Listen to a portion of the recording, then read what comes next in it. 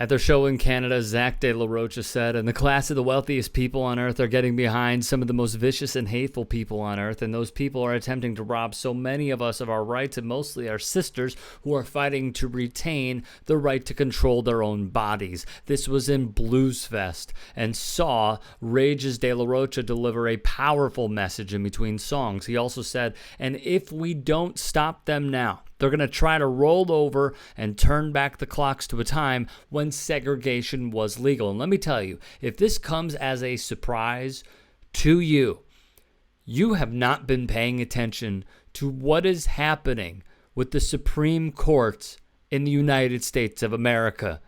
De La Rocha then said, when discrimination was legal is what they're going to turn back the clocks to. When there were no rights for workers, no rights for children, no rights for the hungry. And the only way we could beat them is through solidarity. This was a brutally honest way of delivering their always brutally honest messages. Since they were in Canada, the board behind the group read messages that resonate. In Canada, Indigenous women and girls are 16 times more likely to be murdered or to disappear than white women are.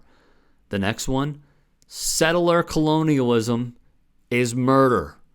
The third, simply, 2 words, land back.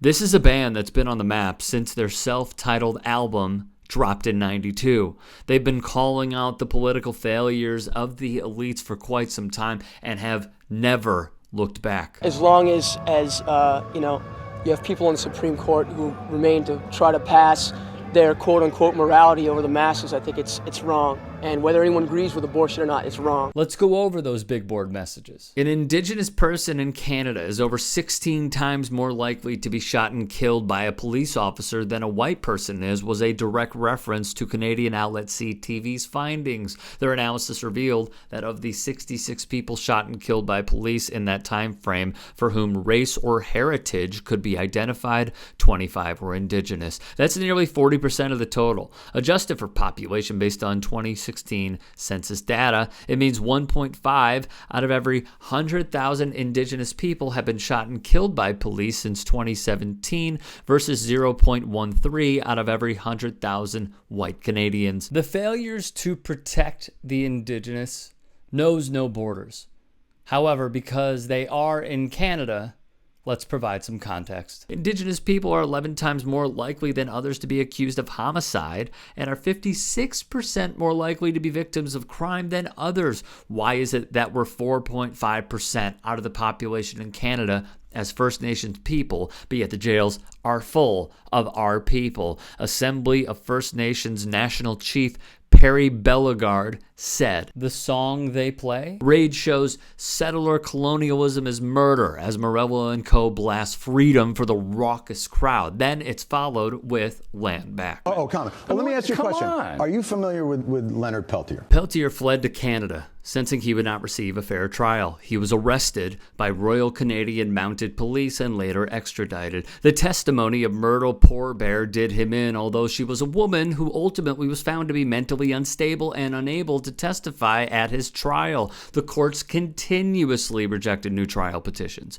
His lawyers challenged the 2 life sentences conviction on the basis of findings of judicial error in the original trial, fabrication of evidence, suppression of favorable evidence, coercion of witnesses, and the U.S. government's admission of fraudulent behavior. A top prosecutor in Peltier's case, James Reynolds, claimed he was wrongfully convicted of the 75 murders of 2 agents. Reynolds wrote to Obama that clemency would be in the best interest of justice in considering the totality of all matters involved. Peltier now has done the same with Joe Biden. Per Britannica, there are no known witnesses to the deaths of the FBI agents. The gun that fired the fatal shots is not known. The identification of the vehicle that led the agents to Jumping Bull is in question, and the FBI has admitted to withholding thousands of documents pertaining to the case. The Journal of Genocide Research writes, "The question of genocide is never far from discussions of settler colonialism. Land is life, or at least land is necessary for life. Thus contests for land can be, indeed often are, contests for life. Settler colonialism is paramount. from the United States to the Israeli occupation of Palestine, Australia, New Zealand, Canada. The list goes on. What's the mission? Settlers claim land and become the majority in an attempt to engineer the disappearance of the original inhabitants everywhere except in nostalgia.